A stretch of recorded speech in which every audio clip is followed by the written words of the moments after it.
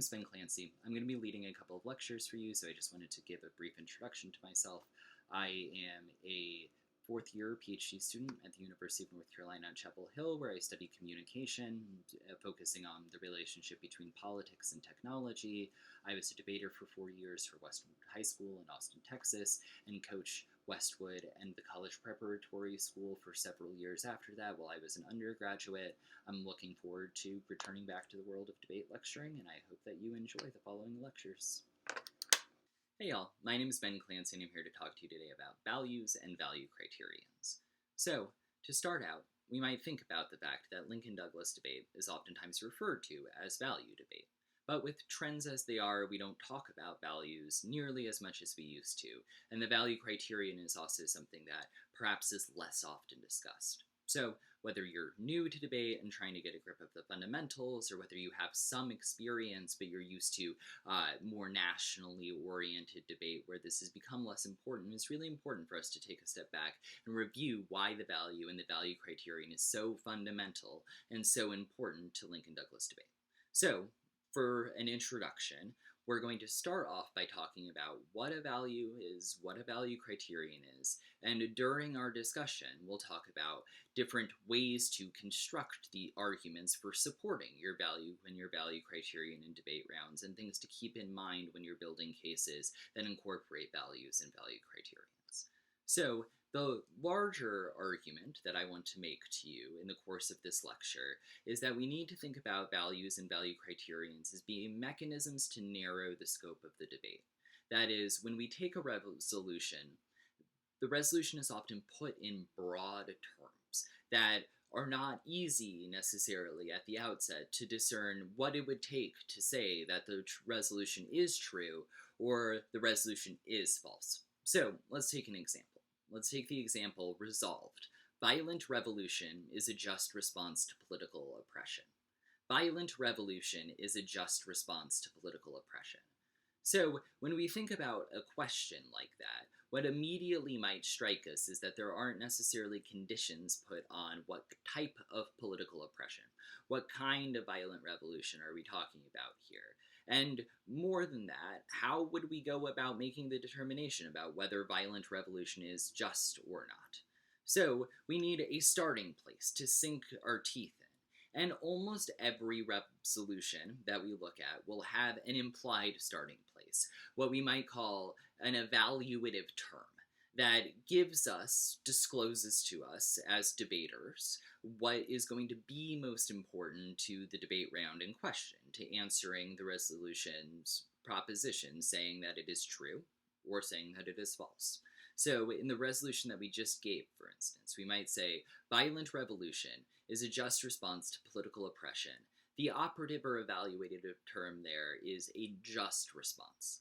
The question is about the responsiveness of a revolution to political oppression. So we're given a specific situation, but what we want to know is whether that response is just or unjust. So when we take that, we're tipped off already as to probably what the value for the round will be. It'll probably be a notion of justice.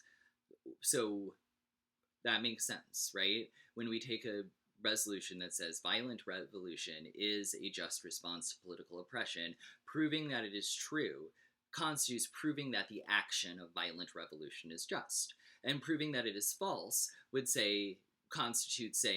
require saying that violent revolution is an unjust response to political oppression, or violent revolution is not a just response to political oppression.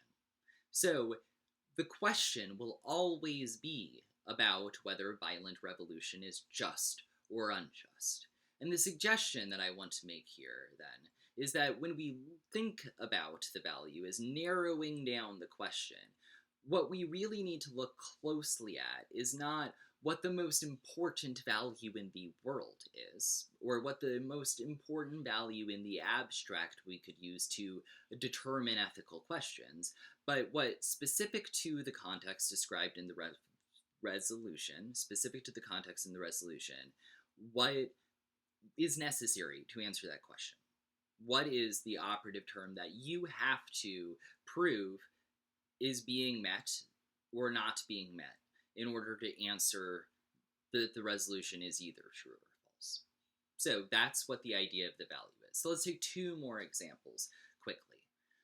Civil disobedience in a democracy is morally justified. Civil disobedience in a democracy is morally justified.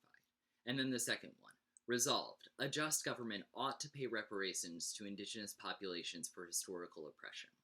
So in these two instances, we're being asked about what? A just government ought to pay reparations to indigenous populations. So we're asking what a government ought to do. Civil disobedience in democracy is morally justified. So we're asking about what counts as a morally justified act in a specific context. But in both of these cases, we're being asked ethical or moral questions. So in the first case, civil disobedience in democracy is morally justified.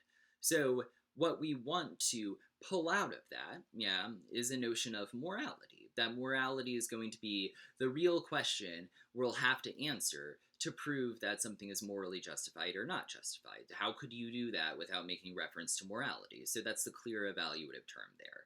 Similarly, in resolved, a just government ought to pay reparations to indigenous populations for historical oppression.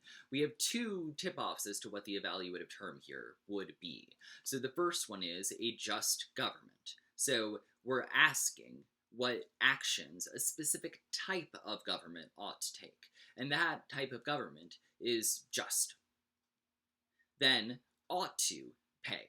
So ought is something that clearly implies some kind of necessity to act.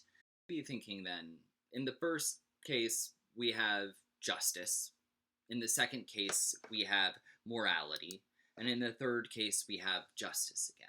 So is there a distinction between justice and morality? And even if there isn't, doesn't it seem like the affirmative and the negative would just agree on what the value is in the first place?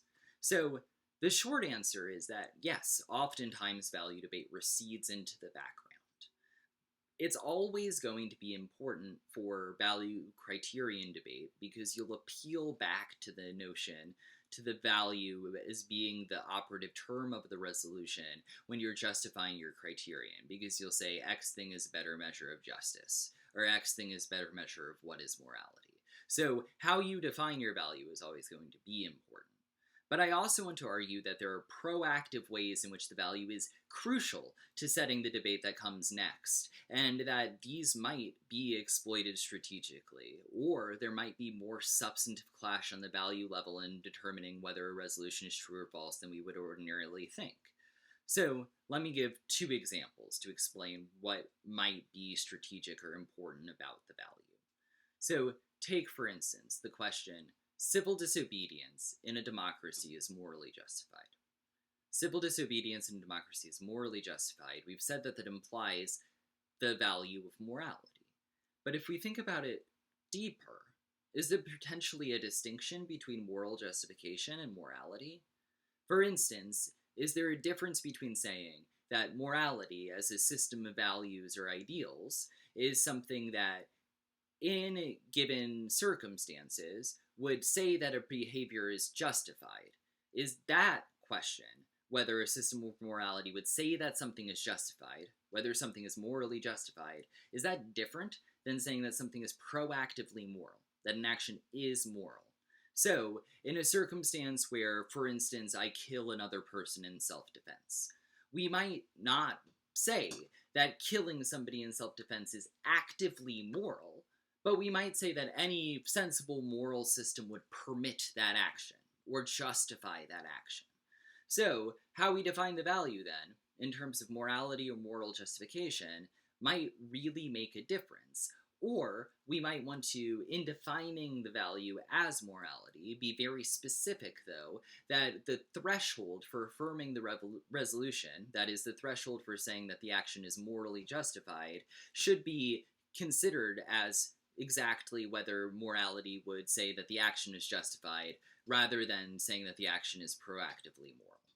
In addition to saying, then, that there's a substantive distinction between whether something is morally justified and whether something is moral. So that's grounds on which to disagree in a debate round. The second reason it's really important to think about this question is that it determines whether it's easier to affirm or negate. So that's what we'll call ground oftentimes when we're discussing this in debate terminology. So the AF ground is what types of arguments is possible for the affirmative to make. The negative ground is what kinds of arguments that the negative can make. So if you define something in terms of moral justification, that is very different for determining the affirmative's ground in the debate than if you define something in terms of pure morality.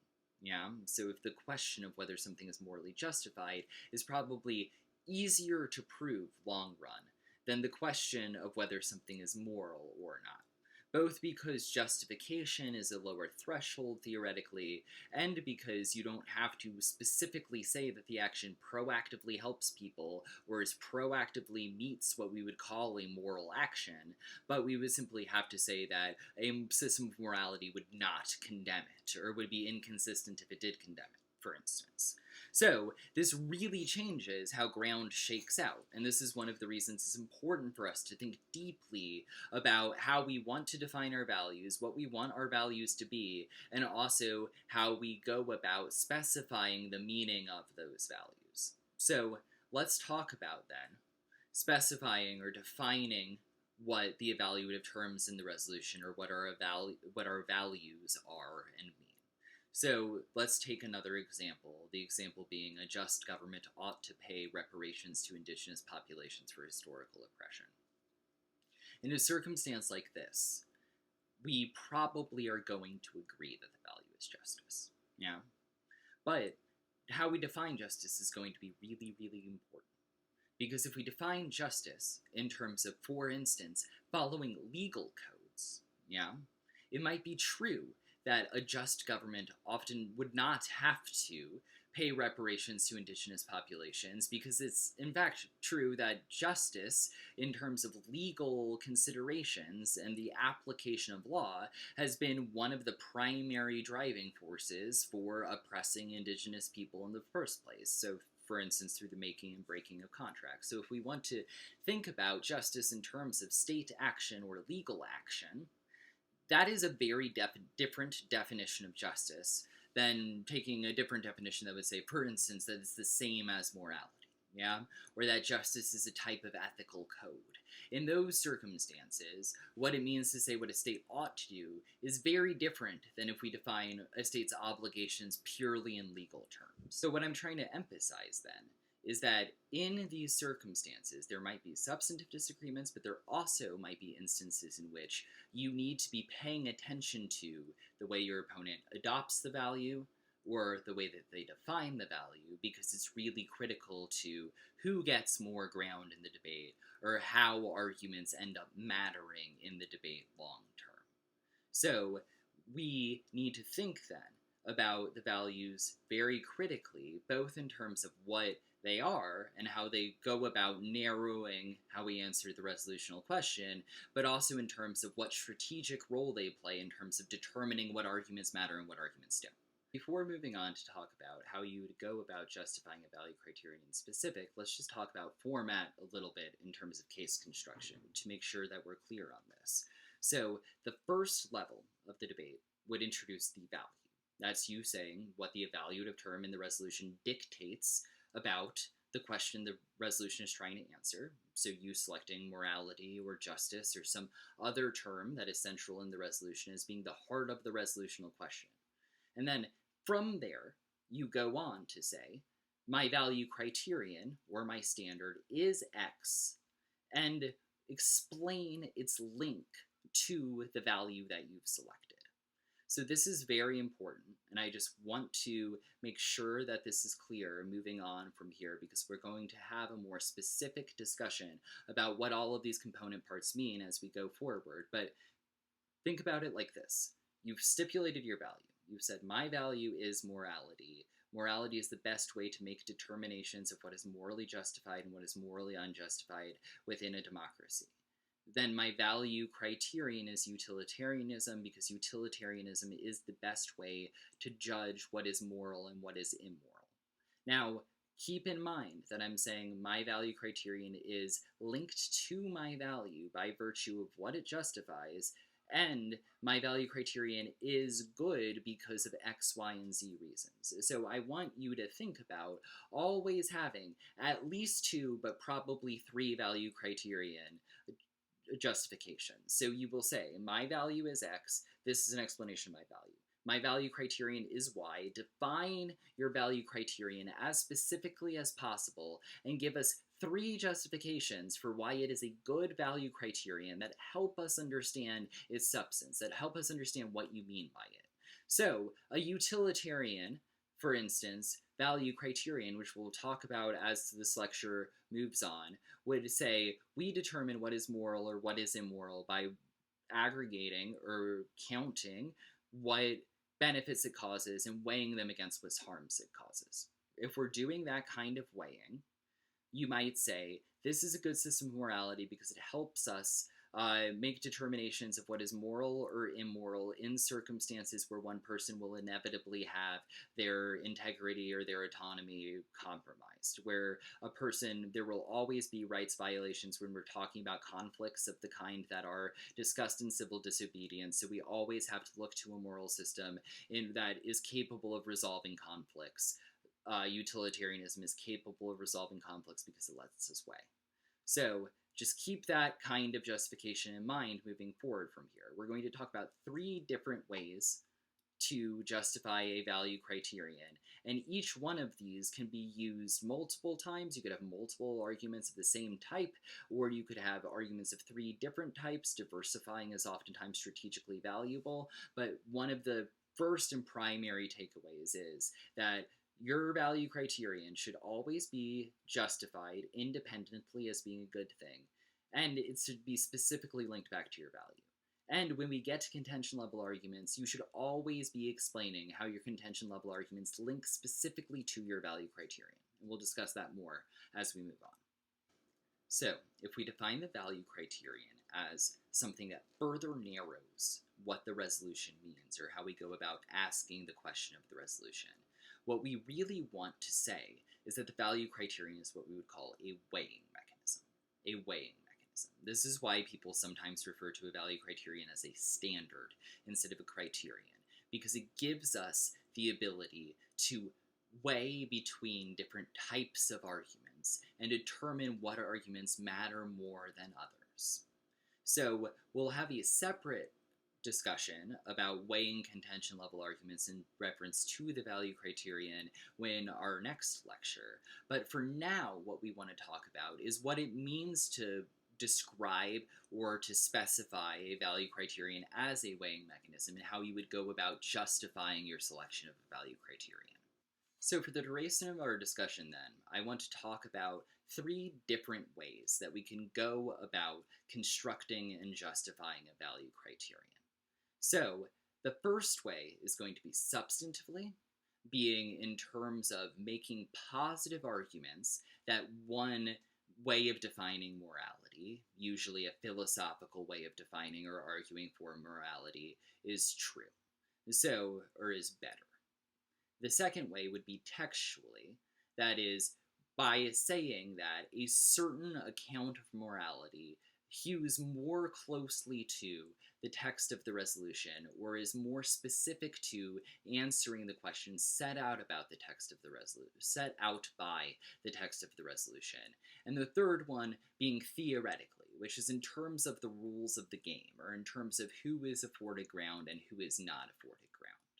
So let's talk about this obviously in more detail, taking two resolutions as our examples and comparing and contrasting them. So the first resolution is civil disobedience in a democracy is morally justified. And the second resolution is a just government ought to pay reparations to indigenous populations for historical oppression. So if we take these two things, we've already said that the first resolution, the value that we adopt is morality. And the second one, it is justice, what a just government ought to do. So when we're defining the value criterion substantively, in either case, we might look for theories of morality, or theories of moral justification, or theories of justice that we would typically find in philosophical research. So, one very popular value criterion that people use, for instance, to determine moral questions is utilitarianism. Utilitarianism is a theory that says when we want to determine what is moral or immoral, we should A, look to the consequences of our actions, and B, determine whether our actions are net good or net bad in terms of how much suffering on average they bring versus how much happiness or prosperity on average they bring. So, in other words, we would weigh the costs and the benefits in a utilitarian calculus. That is one way we might go about substantively defending a view of morality, is giving reasons why utilitarianism is a good moral system to justify or to determine whether something is morally justified. So, a utilitarian criterion then might say in civil disobedience in a democracy is morally justified, that we would weigh whether the consequences of civil disobedience were likely to bring more happiness on average than the consequences of sitting with the like the oppression that defines a given nation at that period of time, or saying that civil disobedience is not morally justified, or prohibiting civil disobedience outright. So that particular resolution then might call out for a criterion like utilitarianism that would give us a sense of whether or not something is morally justified by assessing its impacts. Utilitarianism might be a great standard for assessing a resolution like this. But let's move to the second level about thinking about this, being the textuality of the resolution. So when we think about determining our value criterions, we need to make sure that they're as close as possible to answering the resolutional question. And you can make arguments when you're comparing your value criterion with your opponents about why you have a superior value criterion, because it gives us a better sense of how to answer those specific questions the resolution asks. So take the resolution that we're talking about. Civil disobedience in a democracy is morally justified. So one of the primary terms that we have to determine how we think about morality is in a democracy. Civil disobedience in a democracy is morally justified. So if you're specifying your criterion, you might think about what kind of moral systems are used in democracy and make the argument that the text of the resolution is more specific to adopting a different kind of standard because it is closer to defending something that is specific to democracy. So, for instance, we might say that utilitarianism is not the ideal standard for determining what is morally justified in a democracy, because utilitarianism is a moral system that does not have any relationship to democracy in particular. What is the determining factor of morality in a democracy? Well, it's something like consistency with the popular will, or consistency with legislation passed through representative action. So, that phrase, in a democracy, might give, for instance, in this case, the negative more ground for thinking about defining their standard in a way that would make us think about civil disobedience specifically in reference to the law. So you might say then that the text of the resolution, civil disobedience in a democracy is morally justified, helps us justify selecting a standard for determining morality that is specific to thinking about morality in a democracy. And if that's true, then it might be far more appropriate to select a criterion that says or has something to do with a democracy, like adherence with the popular will. And then you might be able to say, as a negative, that civil disobedience is clearly not morally justified in a democracy, because civil disobedience is breaking the law, and in a democracy, the law is determined by the people. So breaking the popular will by violating the law is not morally justified, because in a democracy, the law is what determines moral justification, because it is determined in the first place by the people. So to break that down a little bit more, what we're saying is that there is right? And you'll have many arguments in your debate career about what system is better for evaluating morality. And we would call those a disagreement substantive. So, a disagreement, for instance, between whether we should adopt a utilitarian framework, which would say that what is moral varies between instances in terms of whether it generates the most good in that particular context, versus a rights-based framework, for instance, that would say that any time a given individual's right is violated, that would be immoral or count as something unjust. You might debate over whether one of these systems is better or not on their own terms. This is oftentimes constructed as the utilitarian deontology debate, which we will talk about more in a later lecture. But when we're breaking things down along those terms, if we're thinking about the way in which one of those systems is better than the other, what we're focusing on is the substantive arguments for adopting a particular system, thinking that it's a good judge of morality, and adopting another system and thinking that that is a good judge of morality. So that's the first, that's substantive justification. The second is textual justification. And as we've discussed so far, textual justification is specific to thinking about the context that the resolution asks a question in, and taking that every word in the resolution matters. So the question of moral justification in a vacuum might look different than moral justification in a democracy specifically. And if you, as the negative debater, wanted to adopt a framework that says that democracy, what is morally justified in a democracy, is the consistency with the law or consistency with the popular will, then you would be able to argue for a different criterion than just utilitarianism by virtue of how specific it is to answering the question that the resolution puts forward. So let's talk about our second example then, which is specific to justice. That is, a just government ought to pay reparations to indigenous populations for historical oppression. So if we have already specified that the question is one of what a just government would do, and therefore the value in question is justice, if that is the first step, then the second step is determining what kind of criterion we would adopt to say that certain things matter or demonstrate that something is unjust, or certain things matter and demonstrate that something is just, or maybe even more specifically, what a system of justice compels a government to do or not do.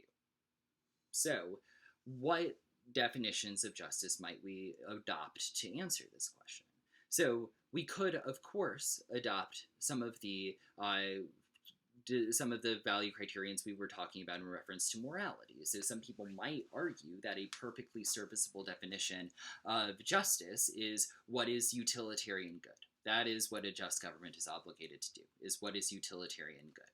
And we might justify that with reference to the text of the resolution by saying that a just government, we're talking about governmental action, governments can never be perfect, infallible beings that respect all rights. So whenever we're talking about governmental obligations, we're talking about net good.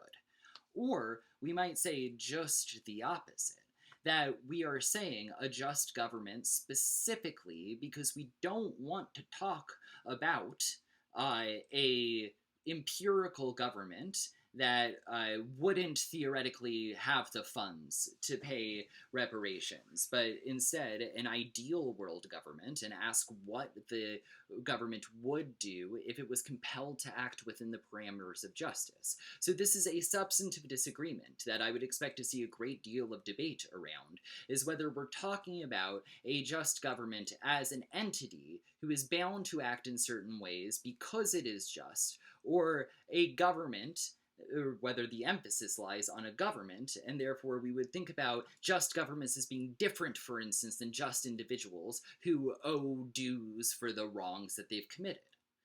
But moving back to the substantive level a little bit, however we go about arbitrating that debate, we would think about this resolution more specifically as asking the question of, or under what conditions ought one person make a moral restitution to another person? or under what conditions is it required for a government to repair or attempt to address the wrongs that they have caused a population under their care. So, if we're asking specific questions about the relationship between a citizen and the state, that might make us specify our criterion even further and talk, for instance, about a notion of contractarianism or the social contract or collective rights or individual rights, all of these things that are specific in describing what an individual gets in return from a state when they give up their sovereignty to that state. And if we're talking about this relation, if we're talking about the state, for instance, breaking the social contract and therefore owing restitution, we might be able to say that our value criterion is better because it's not an abstract moral system that doesn't have anything to do with state action, but is specific to the resolutional question. So to break down what we've talked about so far then, we've talked about introducing value criterion that say specifically what kinds of offense matter and what kinds of offense don't matter. So we've given the example of a utilitarian framework as adjudicating what is moral or immoral, which would say that contention level arguments, offense that demonstrates that something is beneficial or would be beneficial to people in general or to the population of a state would count as offense. And and on the flip side, anything that demonstrated, for instance, that civil disobedience, taking away civil disobedience, would have really negative effects, or not paying reparations would continue or perpetuate super negative effects, those things would be disadvantages under a utilitarian framework, and you would weigh them against one another, which we'll talk more about in the next lecture. But if we adopt, for instance, something that is based on individual rights or violations of laws or the rule of law, in those circumstances, we're saying that something is just if it is compelled by a moral maxim, and something is unjust if it breaks that moral maxim. And in these circumstances, there are specific rules for what we can and can't do, and that divides things out a lot differently at the end of the day, because it means that, for instance, if you were to say that something is not morally justified, you could say that it's not morally justified because it violates some people's rights, even if in other circumstances it protects more rights. We wouldn't be able to weigh in the same way as we can under a utilitarian framework. Which brings us to our last point, the last thing that I want to discuss, which is that the third way of supporting your value criterion selection is by illustrating that it offers a better way to adjudicate or play the game. So this is what would constitute a theoretical justification for a value criterion. Now, we're not going to go deep into the theory discussion right now, but what I do want to emphasize is that a lot of discussion around value criterions comes down to they're linked to the resolution, sure, but more comes down to whether they function as adequate weighing mechanisms or not. So let's talk about this in a little bit more detail. So an example of this would be to say, if you define justice in terms of a rights-based framework, like we were just talking about, one rights violation is specific to make something unjust. You can't weigh. And if that's true, then it's way easier to negate than affirm, because the AF would have to prove that civil disobedience in all circumstances is net moral, or in all circumstances helps people out and doesn't hurt anybody, which is almost impossible. But so that would be a disadvantage of adopting a rights-based framework to answer this question. Or, similarly, if you adopt a legal framework for determining what is morally justified in a democracy, you are super vulnerable to arguments that say that that is an unfair standard for you to have selected, because civil disobedience literally means breaking the law. So the AF would never be able to generate offense that links back to a legal standard of morality. Even on non-theoretical, relatively intuitive grounds, you can understand why you can make the accusation that one thing is a better weighing mechanism, if that is its function, by saying that it actually allows you to weigh, instead of it excludes all ground that doesn't link to it, or it excludes all possibility of affirmative ground. That is not a functional weighing mechanism, theoretically. You could make that argument. Yeah?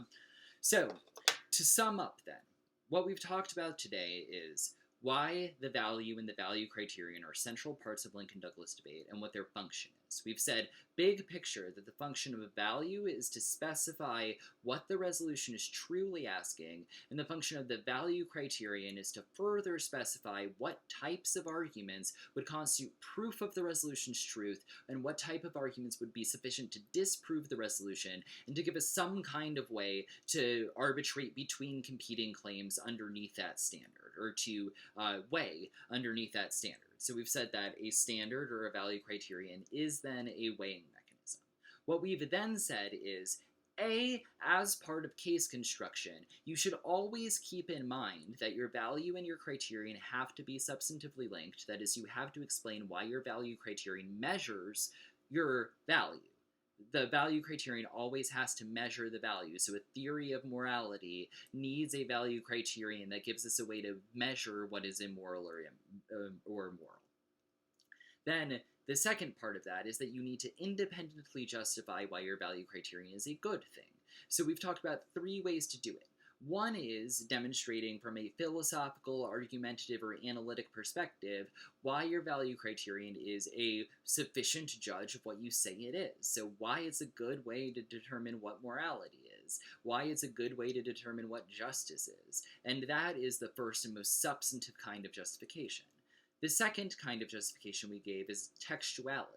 And this is something that you should always keep in mind when you're constructing case positions, is that the phrasing of the resolution exists for a reason, and that you can make arguments that say that your value criterion is superior because it hews more closely to what the resolution is specifically asking.